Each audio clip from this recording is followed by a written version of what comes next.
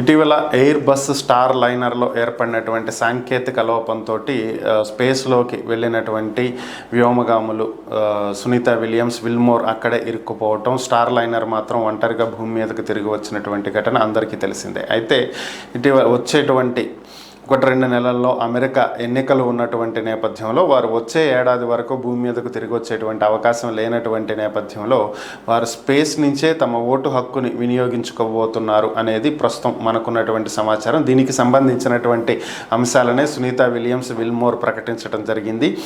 వారు తమ ఓటు హక్కుని స్పేస్ నుంచి వినియోగించుకోవటం కోసం అప్లై చేసుకున్నామని, బ్యాలెట్ని అధికారులు పంపిస్తారని, ఎలక్ట్రానిక్ ఓటింగ్ విధానం ద్వారా ఓటు అనేది వారు వేస్తారని చెప్పి తెలియజేశారు. ఇదేమి స్పేస్ నుంచి ఓటు వేయటం ఇది తొలిసారి కాదు. 1977 నుంచి ఇప్పటి వరకు కూడా ఎలక్ట్రానిక్ ఓటింగ్ మిషన్స్ ద్వారా స్పేస్ నుంచి ఓటింగ్ అనేది జరుపుతూ ఉన్నారు. వ్యోమగాములకు ఓటు వేసే హక్కుని అమెరికా కల్పిస్తూ ఉంది.